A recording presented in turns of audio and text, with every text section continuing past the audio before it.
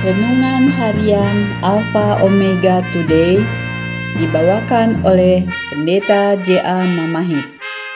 Adapun firman Tuhan mengatakan, tak berkesudahan kasih setia Tuhan, tak habis-habisnya rahmat-Nya, selalu baru tiap pagi, besar kesetiaan-Mu. Ratapan 3 ayat 22. Marilah kita siapkan hati dan pikiran kita untuk menikmati berkat-berkat rohani dalam renungan berikut ini.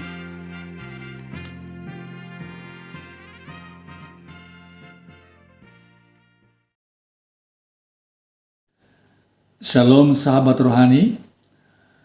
Renungan harian Alpha Omega Today hari ini berjudul Tanggapan yang Salah.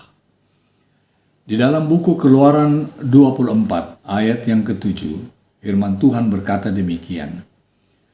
Diambilnyalah kitab perjanjian itu, lalu dibacakannya dengan didengar oleh bangsa itu.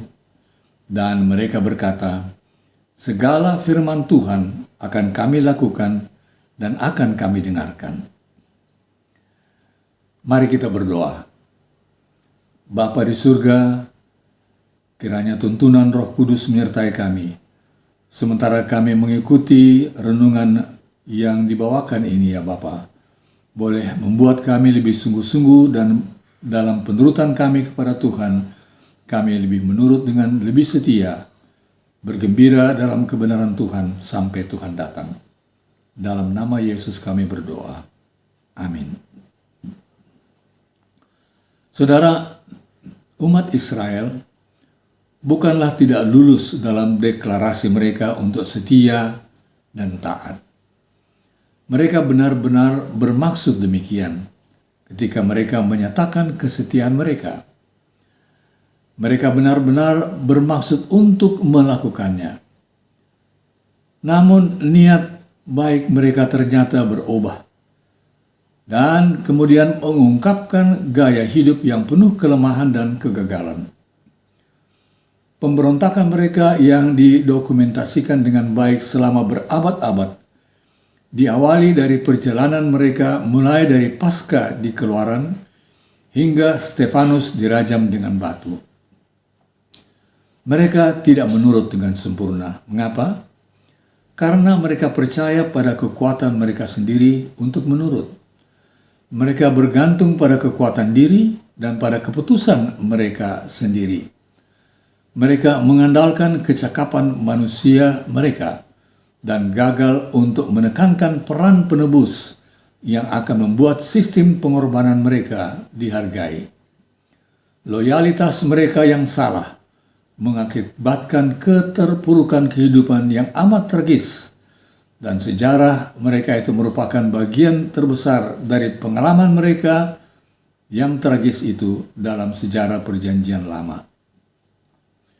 Di sisi lain, sementara ketaatan yang dapat membuat mereka menerima semua manfaat duniawi dari perjanjian yang diberikan kepada Abraham dan Musa, kepada mereka tidak juga diberikan hadiah terbesar dari semuanya, yaitu hidup kekal.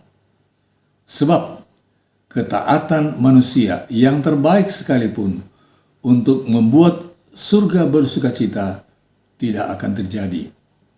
Hanya kesempurnaan Kristus, penurutan yang suci yang diperoleh oleh kehidupannya yang menderita, yang memungkinkan surga itu dapat dicapai oleh manusia. Keadaan kita saat ini tidak kurang buruk dibandingkan dengan mereka yang sungguh-sungguh berjanji di kaki Gunung Sinai. Tetapi peluang kita jauh lebih besar. Hal itu karena kita memiliki contoh pengalaman mereka yang tidak menyenangkan itu, dan juga jaminan kehidupan Yesus.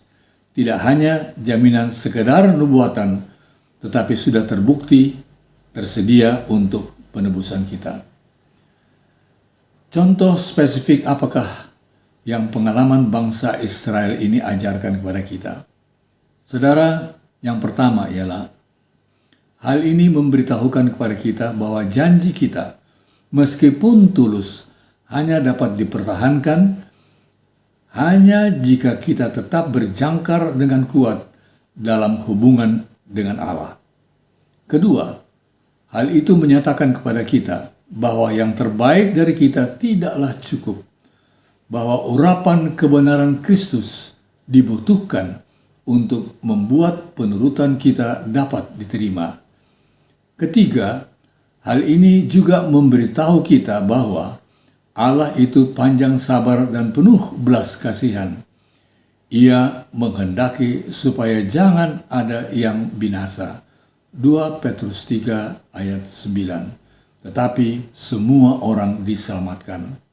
Dan keempat, hal ini memberitahu kita bahwa kita termasuk bagian dalam sesuatu yang lebih baik, perjanjian yang baru, dan hidup yang dibangun di atas janji-janji yang lebih baik.